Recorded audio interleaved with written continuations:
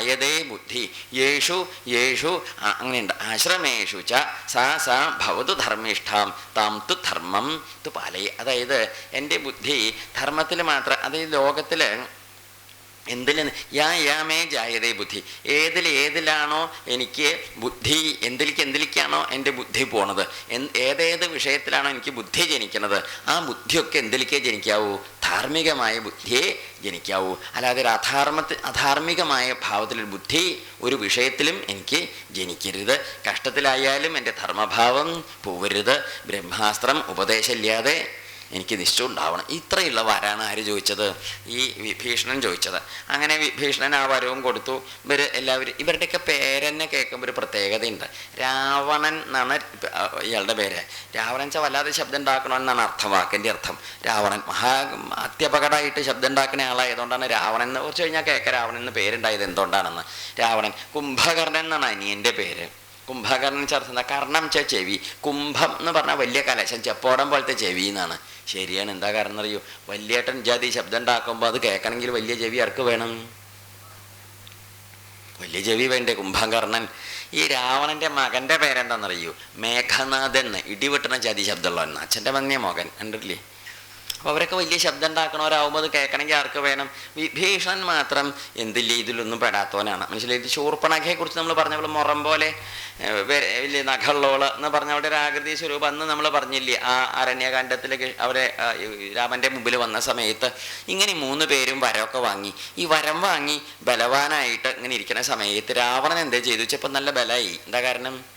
ആരുടെ കൈകൊണ്ടും? മനുഷ്യന്മാരുടെ കൈകൊണ്ടല്ലേ മരണം ഉണ്ടാവുക ഉണ്ടാവുള്ളൂ. വേറെ കൈകൊണ്ടൊന്നും മരണമില്ലല്ലോ എന്ന് വിചാരിച്ച രാവണൻ ചീത്തത്തൊന്നും കാണിക്കണ മട്ടുകാരനൊന്നുമല്ല. രാവണൻ ഇങ്ങനെ നടക്കും. അപ്പം എന്താ വെച്ചാൽ ഈ രാവണൻ വലിയ വരമൊക്കെ വാങ്ങി കേമനായി എന്നൊക്കെ കേട്ടപ്പം സുമാലി ഉണ്ടല്ലോ, കൈകസിയുടെ അച്ഛൻ സുമാലി എന്തേ ചെയ്തു വെച്ചാൽ സുമാലി രസാതലത്തിൽ നിന്നൊക്കെ കുറേശ്ശെ രാവണൻ്റെ പ്രഭാവം കേട്ടിട്ട് പുറത്തേക്ക് വന്നു തുടങ്ങി. എന്താ കാരണം? നമ്മുടെ ഒരു പ്രഭാവശാലി ഭൂമിയിലുണ്ടല്ലോ, കൈകസിയുടെ മകൻ ഇപ്പം പഠിച്ചു വലിയ കേമനായി വന്നിരിക്കണോ, അത്രേ മിടുക്കനത്രേ, നമ്മൾ ഇനി ഇവിടെ കഷ്ടത്തിലാവണ്ട അത്രേ എന്നൊക്കെ പറഞ്ഞ് ഇവരെന്ത് ചെയ്തു? കുറേശ്ശെ പുറത്തേക്ക് വരാൻ തുടങ്ങി. അങ്ങനെ ഈ സുമാലി മന്ത്രിമാർ മാരീചൻ, പ്രഹസ്തൻ, വിരൂപാക്ഷൻ, മഹോദരൻ ഇവരൊക്കെ എന്ത് ചെയ്തു? ഇങ്ങനെ കുറേശ്ശെ കയറി വന്നേ. അപ്പോൾ ഈ സുമാലി ഇവരോട് കൂടിയിട്ട് എന്ത് ചെയ്തു? ഒരു ദിവസം നമ്മുടെ ഈ ദശാനനല്ലേ, ദശകണ്ഠനെ അടുത്ത് വിളിച്ച് ആലിംഗനം ചെയ്ത് കെട്ടിപ്പിടിച്ച് പുറത്ത് തലോടി മൂർധാവിൽ ഉമ്മ കൊടുത്തിട്ട് പറഞ്ഞു, ഉണ്ണിയെ എന്തല്ലേ ചിന്തിച്ച് നോക്കൂ കുമാര, എന്തൊരു കേമത്താണ് നമ്മുടെ കയ്യിൽ നിന്ന് പോയതെന്ന് ആലോചിച്ച് നോക്കൂ. അതെന്താ ഉണ്ടായത് ചോദിച്ചു. നോക്കൂ, ഉണ്ണിക്കറിയോ? ഇല്ല. എന്താ? കുബേരനെ നീ കണ്ടില്ലേ? ഉവ്വ് കണ്ടു. എൻ്റെ വലിയേട്ടനല്ലേ ചോദിച്ചു. ആര്?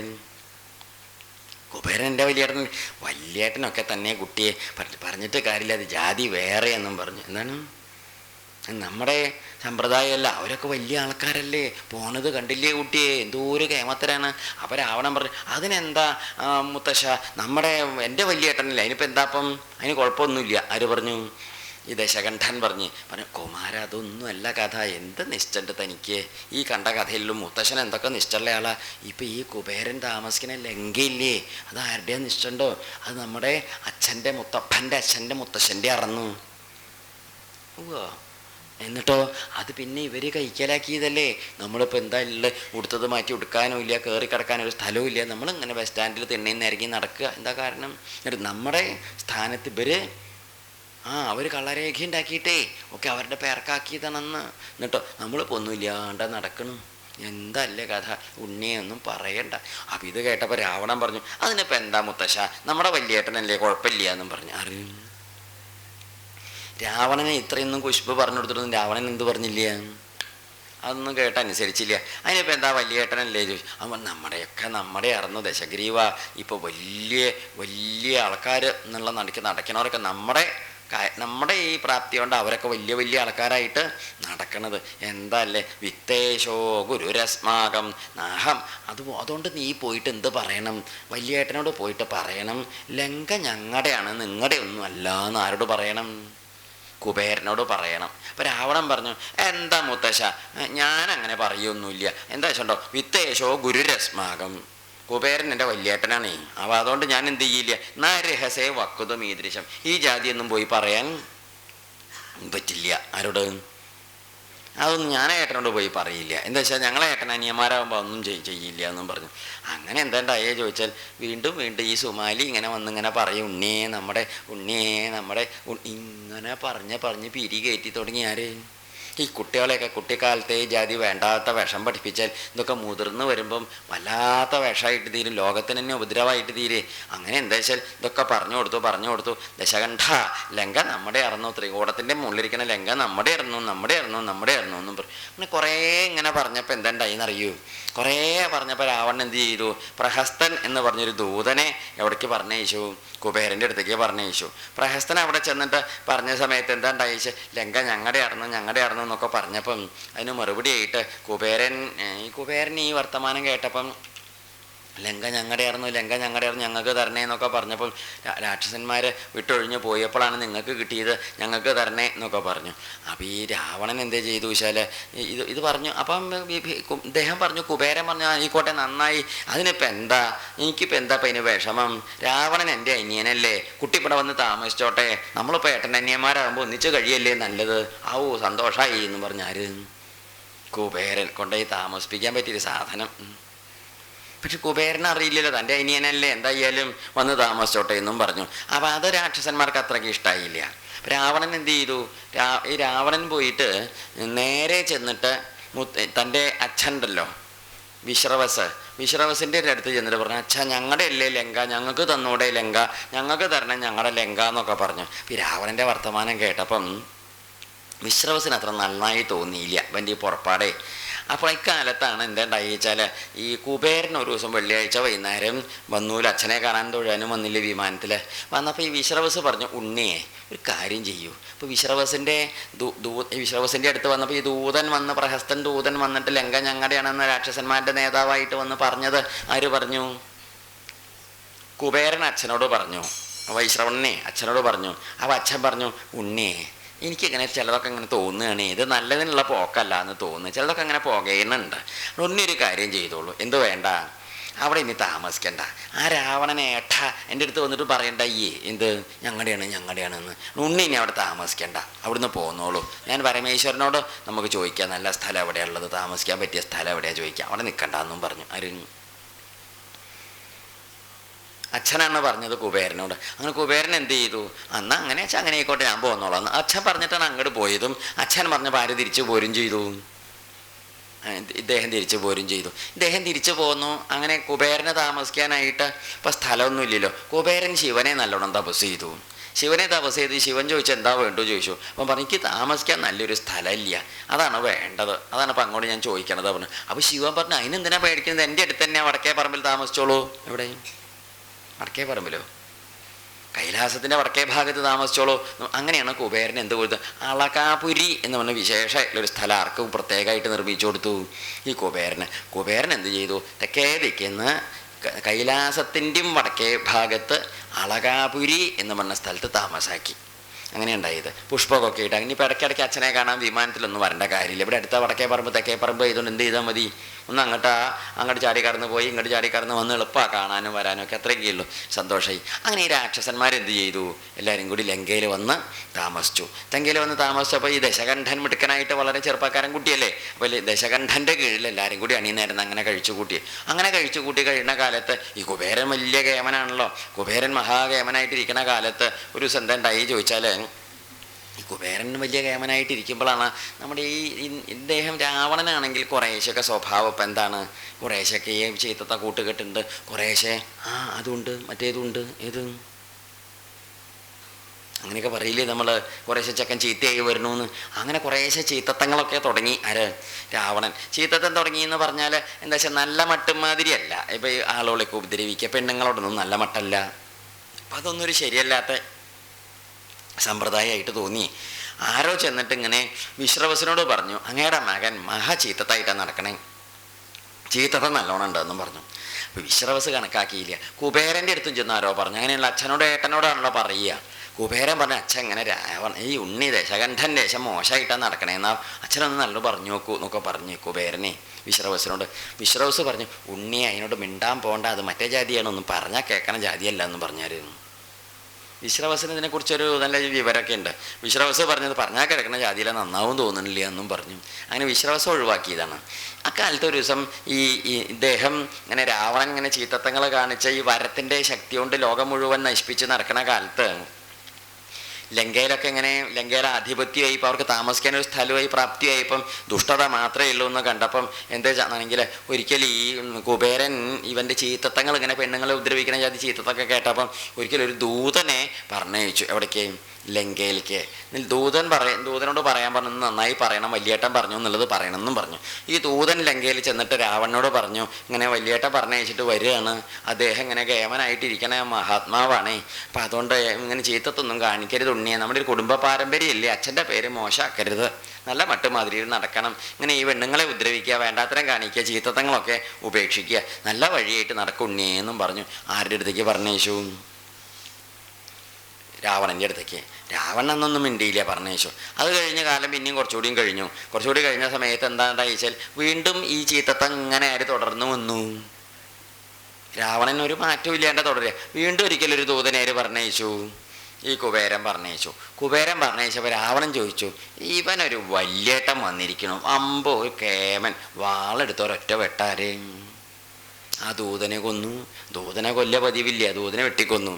അങ്ങനെ രാവണൻ അങ്ങനെ തുടങ്ങിയത് എന്ത് പരിപാടികളൊക്കെ തുടങ്ങിയത് ചീത്തത്തായിട്ട്. അക്കാലത്ത് ഇവൻ എന്താ പരിപാടി വെച്ചാൽ ഇങ്ങനെ ലോകം മുഴുവൻ അക്രമമായിട്ട് നടക്കും. ഒരുതരം അക്രമ സ്വഭാവമാണ്. ഒരു അക്രമ സ്വഭാവമായിട്ട് ഇങ്ങനെ നടക്കുന്ന സമയത്ത് ഈ ഇങ്ങനെ നടന്നു വരുന്ന സമയത്ത് വഴിയിൽ ആരെയെ കണ്ടു? നമ്മുടെ ഈ മയൻ എന്ന് പറഞ്ഞ അസുരശില്പി ഉണ്ടല്ലോ, അസുരന്മാരുടെ എഞ്ചിനീയർ, മയൻ എന്ന പേര്. ഈ മയൻ ഒരു ദിവസം ഇങ്ങനെ തൻ്റെ മകളെയും കൊണ്ട് അമ്പലത്തിൽ എവിടെയോ ഗുരുവായൂർ എവിടെയോ തൊഴുതു വരിക എന്നാണ് തോന്നുന്നത്. ആര്? മയനും മകളുടെ കയ്യും പിടിച്ച്, മകൾ 10-16 വയസ്സായി ചെറിയ പെൺകുട്ടിയാണ്. അതിൻ്റെ കയ്യും പിടിച്ച് അച്ഛനും മോളും കൂടി ഇങ്ങനെ പോണ സമയത്ത് ഈ പെൺകുട്ടിയായിട്ട് ഇങ്ങനെ മയൻ പോകുന്നത്, മയൻ ഒറ്റയ്ക്കാണ് പോണേ, ആരും ശ്രദ്ധിക്കില്ല, രാവണൻ ശ്രദ്ധിക്കില്ല. ഈ പെൺകുട്ടി കൂടെ ഉള്ളത് കണ്ടപ്പോൾ രാവണൻ മേലെ അടുത്തേക്ക് ചെന്നിട്ട് ഇങ്ങനെ എക്സ്ക്യൂസ് മീ എന്നൊക്കെ പറഞ്ഞ് എന്ത് ചെയ്തു? വർത്തമാനം. ഒരു സമ്പ്രദായം കണ്ടില്ല, മട്ടിലെ പെണ്ണുങ്ങളെ കണ്ട അങ്ങനെ കണ്ടല്ല, അതിൻ്റെ ചെന്ന് വർത്തമാനമൊക്കെ ചോദിച്ചു. അപ്പോൾ പെൺകുട്ടിയെ കണ്ടപ്പം ചോദിച്ചു, ഈ രാവണൻ്റെ ഈ വരവ് കണ്ട ചുവന്ന മുടിയും ഇതൊക്കെ ആയിട്ട് വരുന്നത് കണ്ടപ്പോൾ മയൻ ചോദിച്ചു, ഉണ്ണി ഏതാ, എവിടുത്തിയാ എന്നൊക്കെ ചോദിച്ചു. അപ്പോൾ രാവണൻ പറഞ്ഞു, എൻ്റെ അച്ഛൻ്റെ മുത്തശ്ശനാണ് ബ്രഹ്മാവ് എന്നും പറഞ്ഞു. എന്താ പറഞ്ഞത്? ഇല്ല പേര് ചോദിച്ചതിനാണ് മറുപടി പറഞ്ഞു, എൻ്റെ അച്ഛൻ്റെ മുത്തശ്ശനാണ് ബ്രഹ്മാവ് എന്ന് വെച്ചാൽ എന്താ അർത്ഥം? അച്ഛൻ വിശ്രവസ്, വിശ്രവസിൻ്റെ അച്ഛൻ പുലസ്ത്യൻ, പുലസ്ത്യൻ്റെ അച്ഛൻ ബ്രഹ്മാവ്. അപ്പോൾ ശരിയാണ്, അച്ഛൻ്റെ മുത്തശ്ശനാണ് ആര്? ബ്രഹ്മാവ്. അപ്പോൾ ചോദിച്ചു, ആ വലിയ കുടുംബത്തെ അല്ലേ? ചോദിച്ചു, ആ വലിയ കുടുംബത്തെയാണ് ഞാനെന്നും പറഞ്ഞു. അപ്പോൾ സന്തോഷം തോന്നി, നല്ലൊരു തറവാട്ടി പറഞ്ഞ പയ്യനെ കിട്ടിയില്ല വഴിയിൽ നിന്ന്. അപ്പോൾ അങ്ങനെയാണ് എന്ത് ചെയ്തത്? കല്യാണം ആലോചിച്ചത്. ആർക്ക്? രാവണന് പിന്നെ കല്യാണം വലിയ ഇഷ്ടമാണ്. രാവണൻ സമ്മതക്കടൊന്നും പറഞ്ഞില്ല. അങ്ങനെ എന്ത് ചെയ്തു? അങ്ങനെ ഈ മയൻ തൻ്റെ മകള് മണ്ഡോദരി എന്നുണ്ട്, മന്ദോദരി എന്നുണ്ട്. മണ്ഡോദരി പറഞ്ഞ അർത്ഥം എന്താണെന്ന് പറയും? മണ്ഡിതമായ ഉദരം, നല്ല അലങ്കരിച്ച് അരഞ്ഞാണൊക്കെ കെട്ടി ഭംഗിയുള്ള വയറുള്ളവളെന്ന് അർത്ഥം. മന്ദോദരി എന്ന് പറഞ്ഞ അർത്ഥം മന്ദമായ വയറ് എന്ന് വെച്ചാൽ എന്താ അർത്ഥം? വളരെ ഇങ്ങനെ എന്താ പറയുക, വയറിങ്ങനെ കുറേ വലിയ വയറൊന്നുമില്ല, ചെറിയ വയറ്, അതാണ് മന്ദോദരി. വെച്ചാൽ ഒരു സൗന്ദര്യത്തിൻ്റെ ലക്ഷണമായിട്ടാണ് പറയുന്നത്. നമ്മുടെ നാട്ടിൽ അങ്ങനെയാണല്ലോ, ആ ജാതി സ്വരൂപം ഉണ്ടാവാൻ പട്ടിണി കിടന്നിട്ട് 3-ാമത്തെ ദിവസം ചത്ത് പോയി കേട്ടിട്ടില്ലേ? അങ്ങനെയൊക്കെ ഉണ്ട്. സൗന്ദര്യം കൂട്ടാനേ ചിലരൊക്കെ അങ്ങനെ പട്ടിണിയൊക്കെ കിടക്കുന്നുണ്ട്. അപ്പം ഗുണം എന്താ ചോദിച്ചാൽ മാവിൻ്റെ വിറകിൻ്റെ കൊള്ളി 2 കുറവ് മതിയാവും. എന്താ കാരണം? അതിലൊരു ലാഭം കിട്ടും, നല്ലത് വേറെ ലാഭം. അതുകൊണ്ട് അവന് ആവശ്യത്തിനൊക്കെ ആഹാരം കഴിച്ച് അന്തസ്സായിട്ട് ആരോഗ്യമായിട്ട് ജീവിക്കുക. അല്ല കണ്ട വല്ലവൻ്റെയും പേര് കഥയും കേട്ടിട്ട് അതിനനുസരിച്ച് കണ്ടിട്ടില്ല അങ്ങനത്തെ കന്തല്ല വലിയ വലിയ ആൾക്കാരായിട്ട് ചെയ്യുന്ന സാധുക്കൾ എന്ത് ചെയ്യും? അവർ ലേശം എന്തെങ്കിലും കഴിച്ച് പണികളൊക്കെ എടുത്ത് ജീവിക്കേണ്ട വലിയ ദണ്ണമൊന്നുമില്ല. അവരുടെ വയറൊക്കെ എപ്പോഴും മന്ദോദരം തന്നെയാവും. എന്താ കാരണം? ഇത് വാരി വലിച്ച് ചാക്കിൽ നിറയ്ക്കും പോലെ നിറയ്ക്കണമില്ല. പിന്നെ പണിയുണ്ടേ, നല്ലോണം പണി ചെയ്യുമ്പം അതൊക്കെ ഈ ദുർമേധസ്സൊന്നും ശരീരത്തിലുണ്ടാവില്ല. അത് പണി ചെയ്യുമ്പോൾ ഊർജ്ജമായിട്ട് അങ്ങോട്ട് പോവുകയും ചെയ്യും. മറ്റേതിങ്ങനെ ഈ ഒരു പണിയല്ലോ ഏത്, അതാണ്. അപ്പം മന്ദോദരി പറഞ്ഞാൽ മന്ദമായ സുന്ദരമായ വയറുള്ളവ സുന്ദരി. മണ്ഡോദരി നല്ല സുന്ദരിയായിട്ട് നമ്മൾ പറഞ്ഞു, മിന്നൽ പെണ്ണര് പോലെ എന്നൊക്കെ പണ്ട് പറഞ്ഞത് ഓർമ്മയില്ലേ? ഹനുമാൻ്റെ കയ്യിൽ കിട്ടിയ ഫോട്ടോ രാവണൻ്റെ കൂടെ കിടന്നുറങ്ങുന്ന കൂട്ടത്തിൽ കണ്ടപ്പം ആ സുന്ദരി തന്നെയാണ്. അപ്പോൾ ഈ മണ്ഡോദരി വിവാഹം ചെയ്ത് കൊടുക്കുന്ന സമയത്ത് മണ്ഡോദരിയെ കല്യാണം കഴിച്ച് കൊടുക്കുമ്പോൾ സ്ത്രീധനായിട്ടൊരു സാധനം കൂടി കൊടുത്തു, ഒരു വേല. ഈ വേല പറഞ്ഞാൽ മനസ്സിലാവുമോ? വേല എന്ന് പറഞ്ഞാൽ എന്താ അതിന് പറയുക? ശക്തി എന്നാണ് അതിൻ്റെ പേര്. സംസ്കൃതത്തിൽ തന്നെ ശക്തി എന്നാണ് പറയുക. അതിപ്പോൾ എന്താ, നമ്മൾ ഈ ചട്ടകം പോലെ പരന്നിട്ട് ഇങ്ങനെ കൂർത്ത തലയിൽ ഈ സുബ്രഹ്മണ്യ സ്വാമിയുടെ കയ്യിൽ കണ്ടിട്ടില്ലേ? ഒരായുധം, അതാണ് വേല്. അതുള്ള ആളായതുകൊണ്ടാണ് സ്വാമിയാരെ എന്ത് വിളിക്കുന്നത്? വേലായുധ സ്വാമി എന്ന് വിളിക്കുന്നത്. വേല് ആയുധമായിട്ട് ധരിച്ചിരിക്കുന്ന സ്വാമിയാർ വേലായുധ സ്വാമി, ഭഗവാൻ സുബ്രഹ്മണ്യ സ്വാമി. അപ്പോൾ ഈ അത് വേല്, അങ്ങനെ ഒരു വേലും കൂടി അവർക്ക് കൊടുത്തു. ഈ വേലാണ് പണ്ട് രാവണൻ എന്ത് ചെയ്തത്?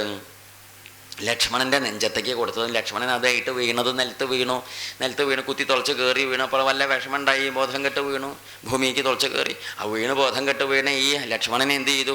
ലക്ഷ്മണനെ പൊക്കിയെടുത്ത് കൊണ്ടുപോകാൻ പുറപ്പെട്ടു വരും. യുദ്ധത്തിലുണ്ടായതാണേ. രാവണൻ പൊക്കാനായിട്ട് പുറപ്പെട്ടു. പക്ഷേ ഈ സാധനം അനങ്ങിയില്ല. അവിടെ അറച്ചോ കരിമ്പാറ പോലെ അവിടെ ഉറച്ചോടെ കിടന്നു. ആർക്കും അനക്കാൻ പറ്റിയില്ല. കൊണ്ടുപോയി കൊല്ലാനാ കൊണ്ടുപോയത്, അനക്കാൻ പറ്റിയില്ല. അങ്ങനെ രാവണനും രാക്ഷസന്മാർ എന്ത് നോക്കിയിട്ട് ആരെ പൊക്കാൻ പറ്റിയില്ല?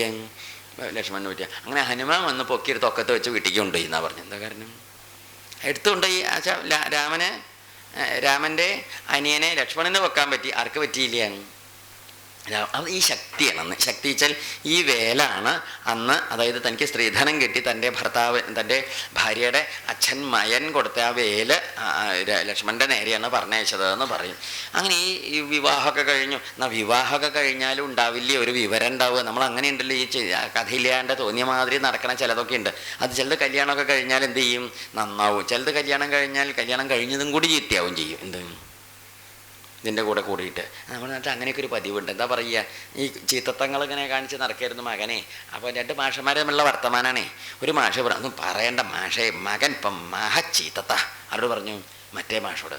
രണ്ടാളിങ്ങനെ 56 കഴിഞ്ഞ പ്രായത്തിലുള്ള വർത്തമാനാണേ. അപ്പോൾ 2ാമത്തെ മാഷ് പറഞ്ഞു, മറ്റേ മാഷോട് പറഞ്ഞു, മാഷേ കല്യാണം കഴിപ്പിക്കുമെന്നും പറഞ്ഞു. എന്താ പറഞ്ഞത്?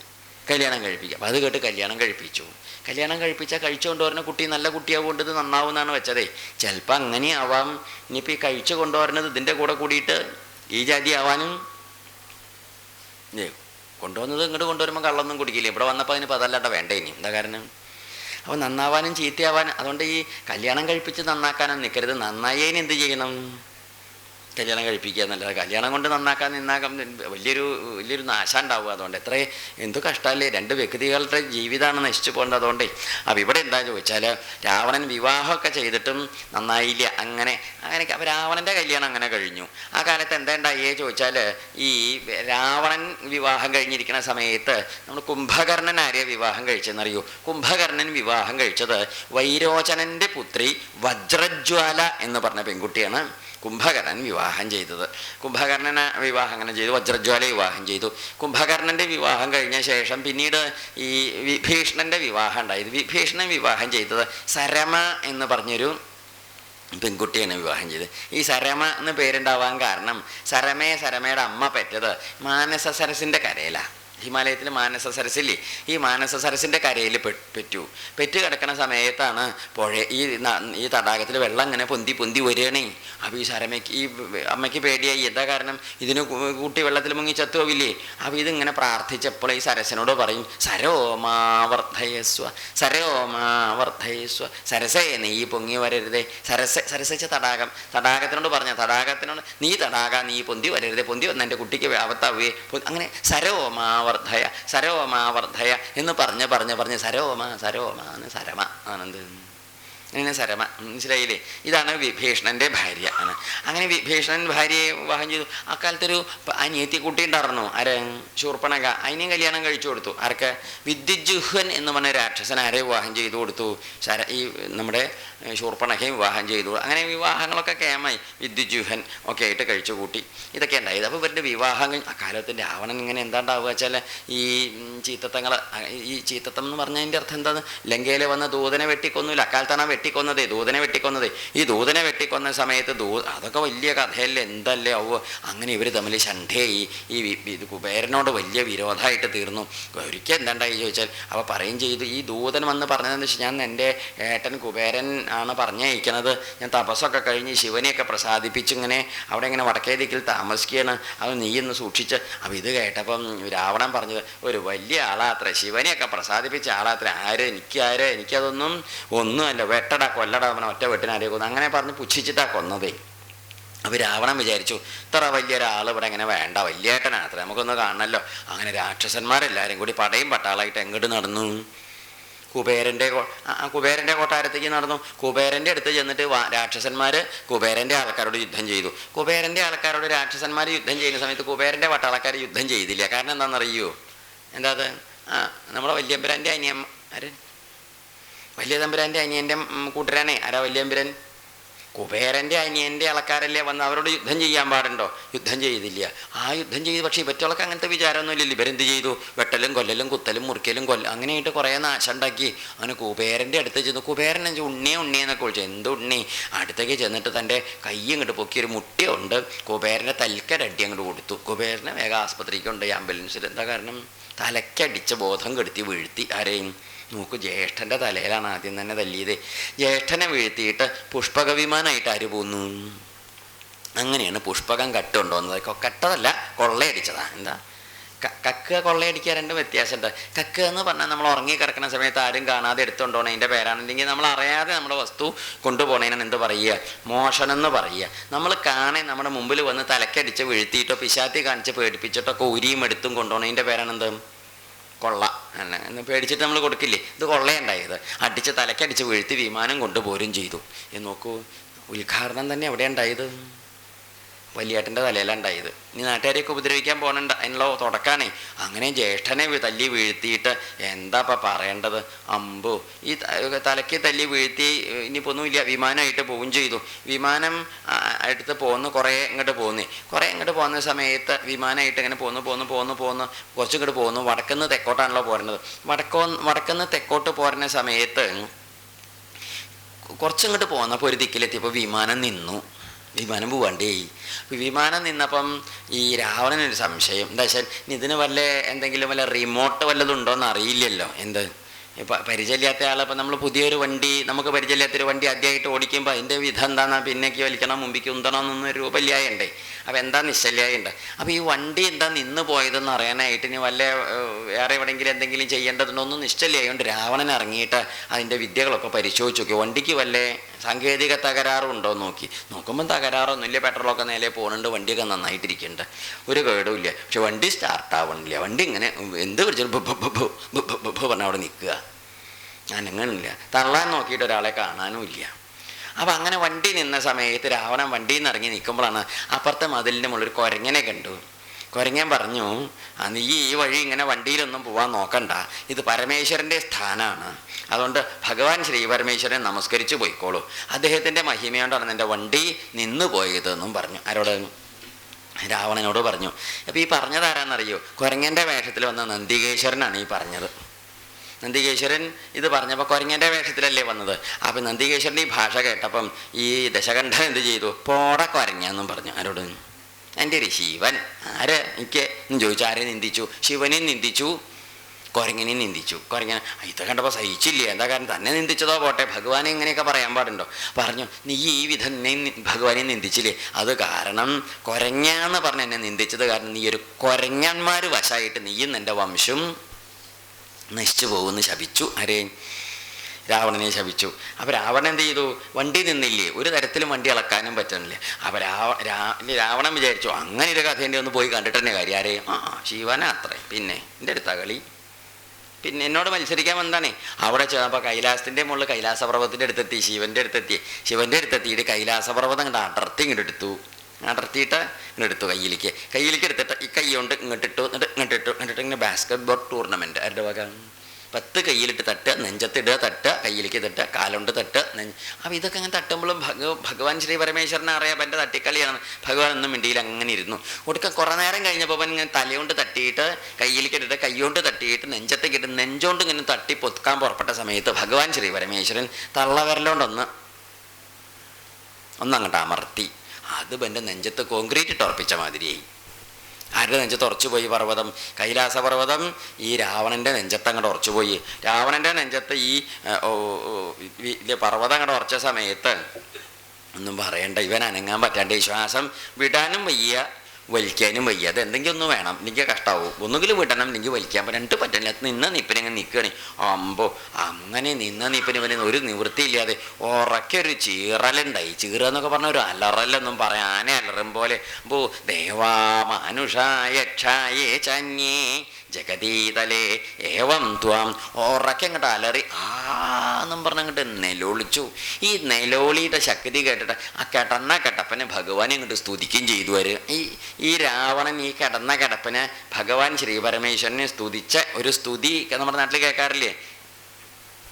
രാവണകൃത ശിവതാണ്ഡവ സ്തോത്രം എന്നൊക്കെ പറഞ്ഞൊരു സ്തുതി പട്ടെന്നും പറഞ്ഞിട്ട് അത് ഇതാണ് അത്രേ ഈ സമയത്ത് ചൊല്ലിയതെന്നാ പറയുന്നത്. അങ്ങനെ വലിയൊരു സ്തുതിയൊക്കെ ഇങ്ങോട്ട് ചൊല്ലി സ്തുതിച്ചു. സ്തുതി ഇവൻ്റെ ഈ നിലവിളിയും കൂടി കേട്ടപ്പോൾ ഭഗവാന് സന്തോഷമായി. ഭഗവാൻ വന്നിട്ട് ചോദിച്ചു, കുട്ടിയെ നീ ഏതാ ചോദിച്ചു. അപ്പോൾ പറഞ്ഞ് ചവിട്ടൊന്നും എടുത്താലേക്ക് പറയാൻ പറ്റുള്ളൂ എന്നും പറഞ്ഞു. ചവിട്ട് നെഞ്ചത്തെ ചവിട്ടെടുത്താലേ ചവിട്ടെടുത്തപ്പം പാവുന്ന് പറയും ചെയ്തു. നന്നായി കിട്ടോ. ഭഗവാൻ ശ്രീപരമേശ്വരൻ പറഞ്ഞു, നിൻ്റെ അലറൽ നന്നായിക്കത് ഇഷ്ടമായി. എന്താ കാരണം എന്നറിയോ? 3 ലോകം എൻ്റെ ഒച്ചപ്പാട് കേട്ടിട്ട് ഞെട്ടിയിട്ടുണ്ട്. അതുകൊണ്ട് ഞാൻ നിനക്കൊരു സംഗതി തരാം. എന്താണെന്നറിയോ? ഏവം ത്വാം അഭിധാസ്യന്തി രാവണം ലോകരാവണം. ലോകത്തെ പേടിപ്പിക്കുന്ന ജാതിയിൽ ഈ ശബ്ദം ഉണ്ടാക്കുക കാരണത്താൽ ലോകര് യക്ഷന്മാരും കിന്നറന്മാരും ഗന്ധർവന്മാരും കിംപുരുഷന്മാരും ചാരണന്മാരും വിദ്യാധരന്മാരും നാഗങ്ങളും ഋഷിമാരും എല്ലാവരും തന്നെ എന്ത് വിളിക്കുക? ഇനി ഇവിടുന്ന് അങ്ങോട്ട് എൻ്റെ പേര് രാവണൻ. എന്താ പേര്? രാവണോ ലോകരാവണ. ലോകത്തെ ശബ്ദം ഉണ്ടാക്കി പേടിപ്പിക്കണവനായതുകൊണ്ട് രാവണൻ എന്ന പേരിൽ നീ ഇനി അറിയപ്പെടുന്നും പറഞ്ഞു. അപ്പോൾ ഈ രാവണൻ എന്നുള്ള പേരൊക്കെ കല്യാണമൊക്കെ കഴിഞ്ഞതിൻ്റെ ശേഷമാണ് കിട്ടിയത്. ചെറുപ്പത്തിലെ കുട്ടിക്കാലത്ത് അമ്മ അച്ഛനിട്ട പേരൊന്നും അല്ല എന്ത് രാവണൻ. രാവണൻ അപ്പോൾ ഒരു ഡിഗ്രിയാണ് ആരുടെ? രാവണൻ എന്നുള്ളൊരു ഡിഗ്രി, ഒരു ബിരുദം, ഒരു കഴിവിലും മിടുക്ക് കണ്ടിട്ട് കൊടുത്ത ഒരു ബിരുദല്ലേ. അതുകൊണ്ട് രാവണൻ എന്ന പേര് നീ പ്രസിദ്ധാവും. ലോകരൊക്കെ തന്നെ ഇനി രാവണ. അതിൻ്റെ ശേഷമാണ് ഇവനെ രാവണ എന്നെല്ലാവരും വിളിക്കാൻ തുടങ്ങിയത്. അപ്പം അതുവരെ ദശകണ്ഠൻ, ദശാസ്യൻ, ദശാനനൻ, ദശമുഖൻ എന്നൊക്കെ ദശകന്ധരൻ എന്നൊക്കെയായിരുന്നു പറഞ്ഞിരുന്നത്. അങ്ങനെ രാവണൻ അവിടുന്ന് വന്നു ശിവനെ നമസ്കരിച്ചു. ശിവ പറയും ചെയ്യും, എനിക്ക് എൻ്റെ ആ മഹിമ കണ്ട് സന്തോഷമായി എന്ന് പറഞ്ഞ് സമ്മാനം കൊടുത്തു. എന്താ സമ്മാനം എന്നറിയൂ? ദദൗ ഖഡ്ഗം മഹാദീപദം ചന്ദ്രഹാസമിതി ശ്രുതം.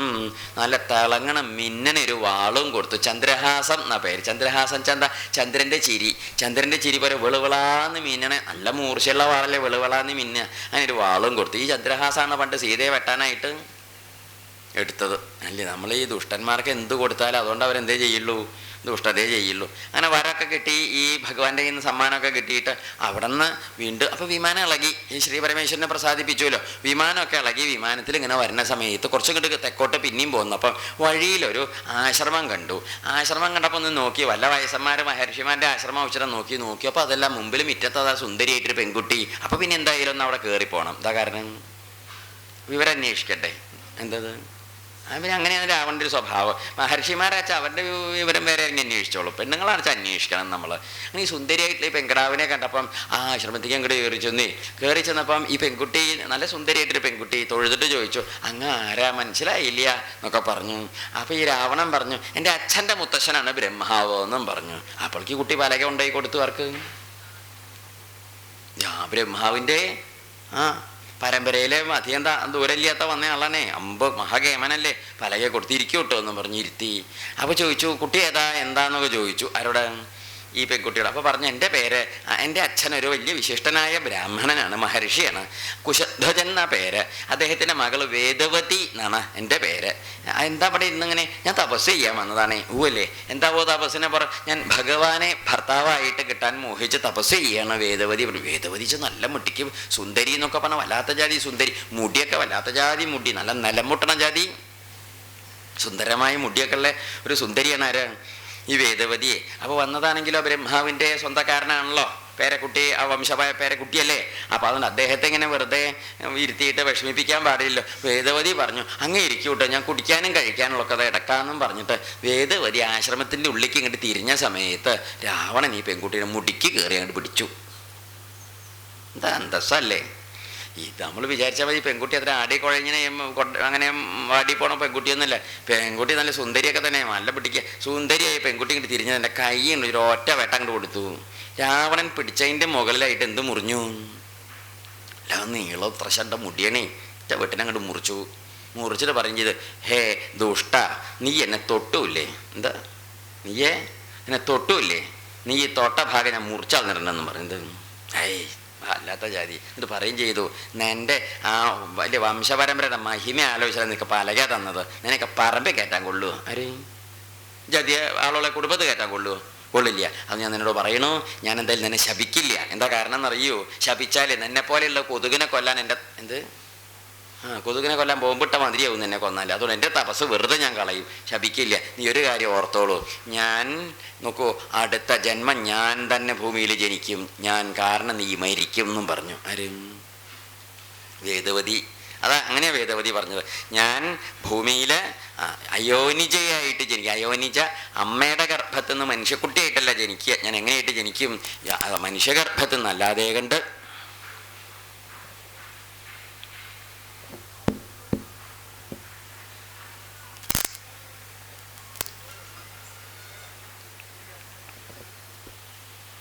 അങ്ങനെ ഒരു മനുഷ്യ സ്ത്രീ ആയിട്ട് ഒന്ന് ക്ലിയർ ആക്കാൻ പറയും. അത് ക്ലിയർ ആയിരുന്നു.